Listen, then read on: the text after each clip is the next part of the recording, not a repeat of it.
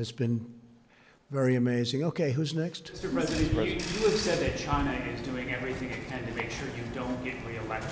What specifically are they doing? Well, China doesn't want to see me elected, and the reason is that we're getting billions and billions of dollars, many billions of dollars a month from China. China never gave our country anything.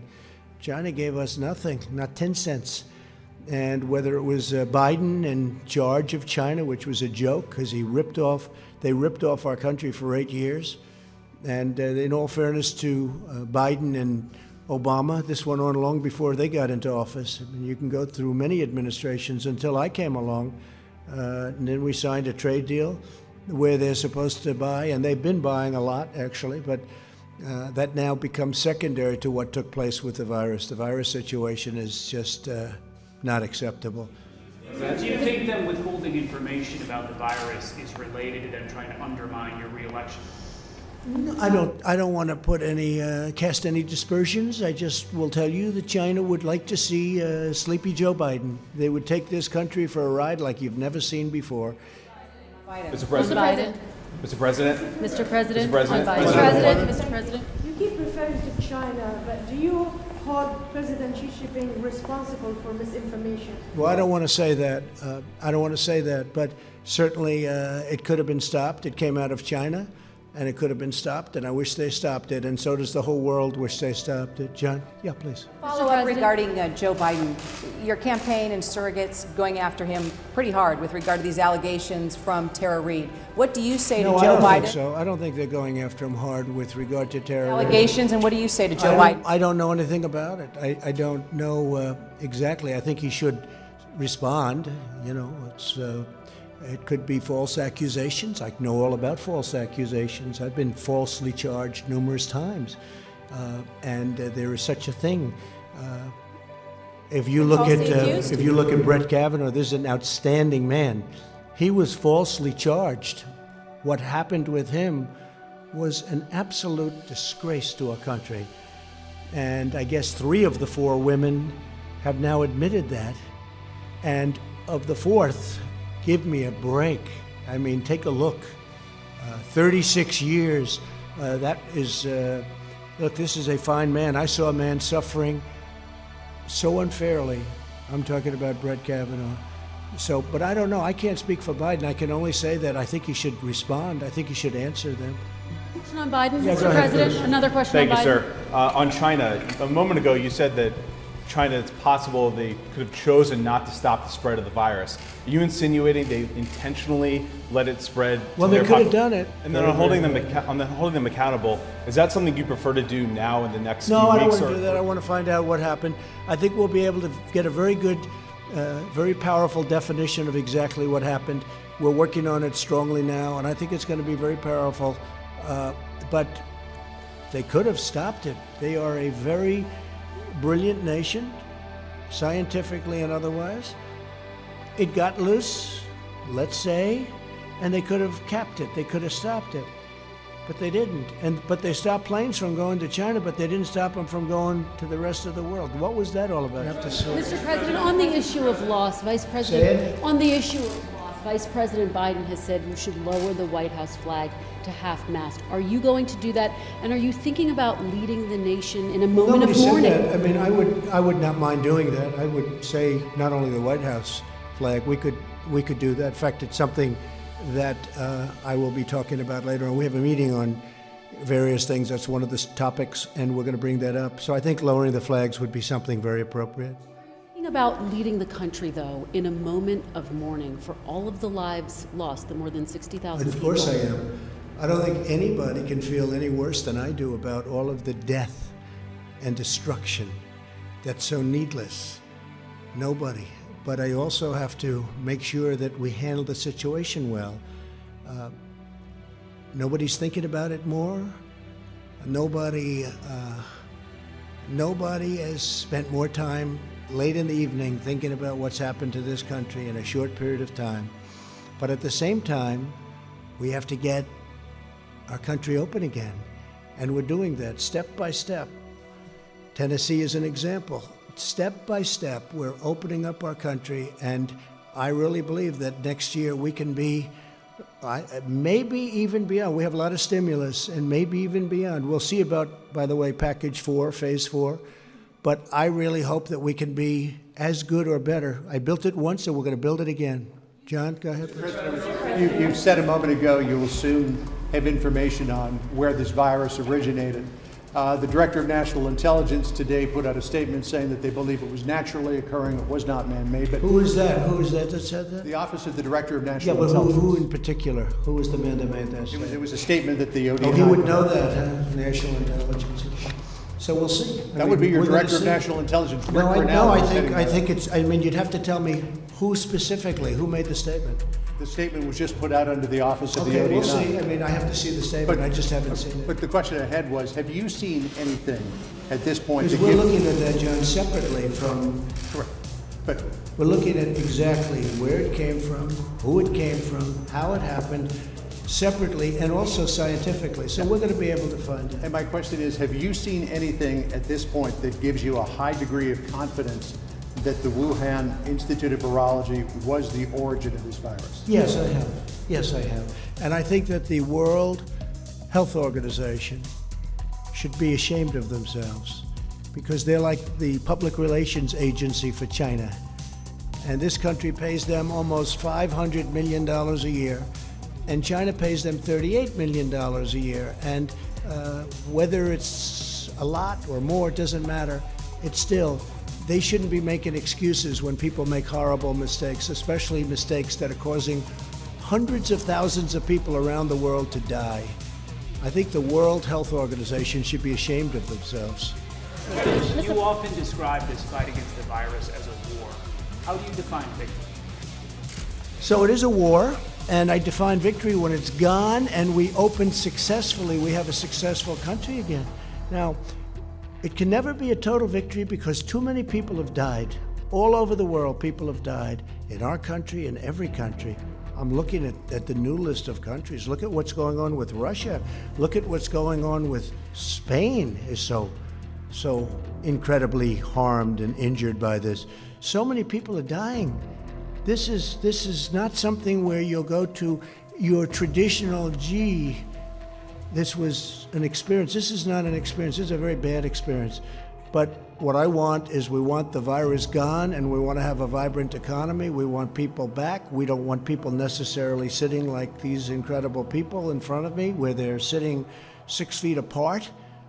Instead, I mean, yes, Jim? Mr. President, could I just come back to the... Yeah, I'll get you in a second. Can I get back to what we were talking about just a second ago? Sure. I missed the interruption.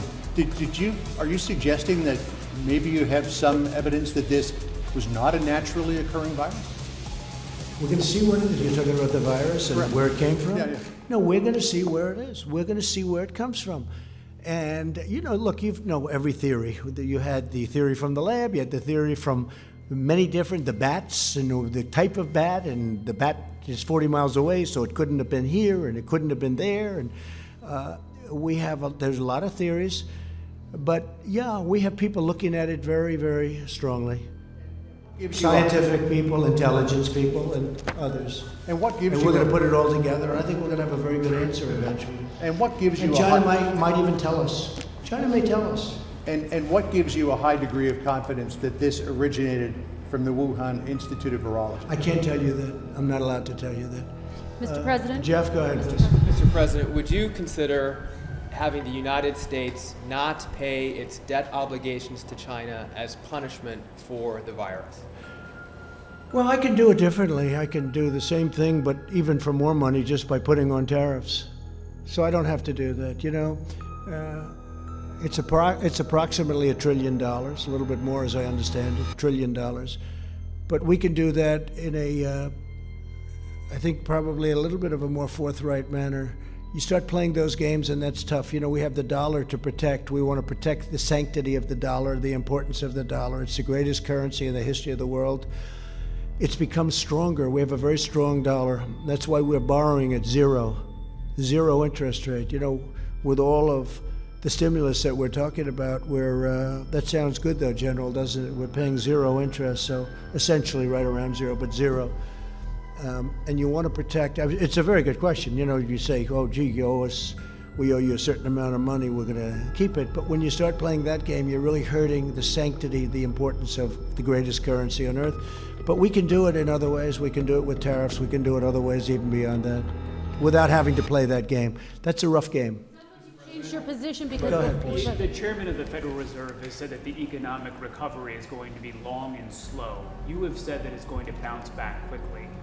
What do you know that he doesn't know? Well, I didn't hear what he said. I can only tell you that I see it. I think it's going to be a transition quarter, the third quarter. I think the fourth quarter is going to be very good, and I think next year is going to be fantastic because of the stimulus. And I haven't seen a statement, but I think we're going to have a great year next year. Knowing that we left behind a year of tremendous death. It was just a terrible thing, the likes of which we haven't seen. I guess if you go back over 100 years, 1917, and that was a terrible thing. But that was close, depending on your account or the account, anywhere from 50 to 100 million people died. 1917. So we haven't seen it. It's over 100 years, and so understanding that that was terrible. I think that next year, from an economic standpoint, Jim. Back to what John was asking about the possibility that this virus came out of a lab in China. Are you insisting, or would you insist on China allowing U.S. investigators into that lab to make sure? I don't want to go into that. We're going to see. So far, I think China's been trying to be, or at least they seem to be trying to be, somewhat transparent with us. But we're going to find out. You'll be learning in the not too distant future. But it's a terrible thing that happened. Whether they made a mistake, or whether it started off as a mistake and then they made another one, or did somebody do something on purpose? Say, hey, I don't understand how how people weren't allowed into the rest of China, but they were allowed into the rest of the world.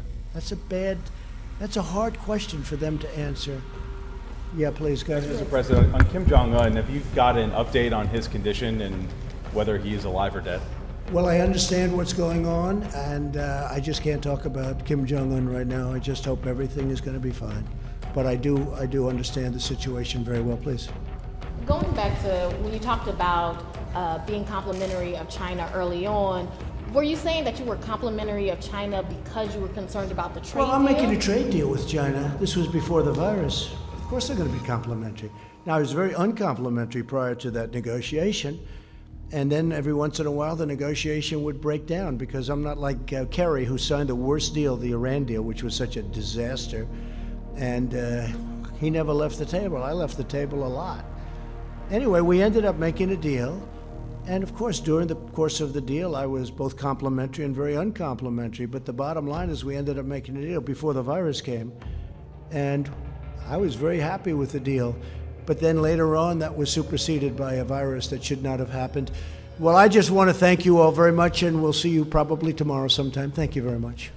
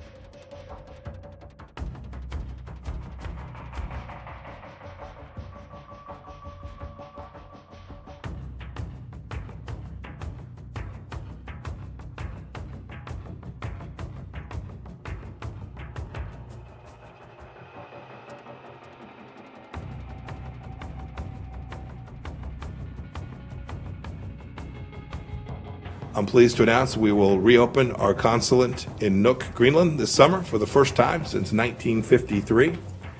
Its reopening will boost the shared prosperity and security of our friends in Greenland and Denmark and strengthen our partnership with our Arctic allies. It's a statement of America's commitment to the Arctic as non-Arctic states look to exploit the region for their own interests, as I warned of back at the Arctic Council just last year. I want to send my condolences, first of all, to the Americans and people all around the world who have suffered from the loss of loved ones because of this horrible virus. Many Americans, too, are hurting because of the economic challenges. They want to get back to work. I was talking to some friends back in Kansas this week. They're all anxious to get back to the lives they had back in November, December, and I'm confident that we will be able to get them back there just as quickly as we can. I want to talk about what we're doing here at the State Department. We're fighting hard against the virus outbreak that originated in Wuhan, China, and we're working day and night to continue to bring our people home. The count's now some 72,000 Americans from 129 countries that we have returned home to their lives and their families. But as we battle the pandemic, the administration, President Trump, wants to make sure we execute our foreign policy mission. We are very focused on that, even when the virus challenge confronts us all. Americans have devoted nearly $6.5 billion in government and non-government contributions to help countries fight COVID-19. $6.5 billion. This is by far the largest country total in the world, and more than 12 times that of China's combined contributions. I'm especially proud of the work that we've done in the Indo-Pacific region. The United States government has provided more than $32 million in funding to support the COVID-19 response in Pacific Island countries. We're working with the Burmese government, the United Nations, NGOs, and others to prevent the spread of COVID-19 in Burma, including among vulnerable populations. And we're working with our friends in Australia, and India, and Japan, New Zealand, the Republic of Korea, and Vietnam to share information and best practices as we begin to move the global economy forward. The American people, in their unmatched generosity, supply 42% of the World Food Program's annual resources, which feed nearly 100 million people around the world. We'll continue to help meet the world's food needs as the COVID-19 outbreak disrupts global supply chains around the world. I also want to update the world on the Maduro regime's connection to the Islamic Republic of Iran. Over the last few days, multiple aircraft belonging to Mahan Air have transferred unknown support to the Maduro regime. Birds of a feather. This is the same terrorist airline that Iran uses to move weapons and fighters around the Middle East. These flights must stop, and countries should do their part to deny overflights, just as many have already denied landing rights to this sanctioned airline. We've noticed how the regime in Havana has taken advantage of the COVID-19 pandemic to continue its exploitation of Cuban medical workers. We applaud leaders in Brazil and in Ecuador and Bolivia and other countries which have refused to turn a blind eye to these abuses by the Cuban regime, and ask all countries to do the same, including places like South Africa and Qatar. We must protect our medical workers now more than ever. Governments accepting Cuban doctors must pay them directly. Otherwise, when they pay the regime, they are helping the Cuban government turn a profit on human trafficking. I talked about this a little bit last week. We continue to monitor with growing concern Beijing's increasing efforts to interfere with Hong Kong's governance. The erosion of Hong Kong's freedoms is inconsistent with the promises that the Chinese Communist Party itself made under one country, two systems. Any effort to impose draconian national security legislation on Hong Kong would be inconsistent with Beijing's promises and would impact American interests. We strongly believe that the Chinese Communist Party did not report the outbreak of the new coronavirus in a timely fashion to the World Health Organization. Even after the CCP did notify the WHO of the coronavirus outbreak, China didn't share all of the information it had. Instead, it covered up how dangerous the disease is. It didn't report sustained human-to-human transmission for a month until it was in every province inside of China. It censored those who tried to warn the world. It ordered a halt to testing of new samples, and it destroyed existing samples. The CCP still has not shared the virus sample from inside of China with the outside world, making it impossible to track the disease's evolution. I mentioned too last week that we're well underway in implementing the provisions of the 2019 NDAA on the 5G Clean Path. I raised this issue again of Clean Path so that Americans know that just as the Trump administration has taken unprecedented action to defend our physical borders, so too are we defending America on cyber frontiers. Simply put, In upcoming 5G networks, mobile data traffic entering American diplomatic systems will be subject to new, stringent requirements if it has transited Huawei equipment. The objective is that untrusted IT vendors will have no access to U.S. State Department systems. We'll follow the letter of the law to ensure that we have a clean path for all 5G network traffic coming into all of our facilities. Period. We will keep doing all we can to keep our critical data and our network safe from the Chinese Communist Party.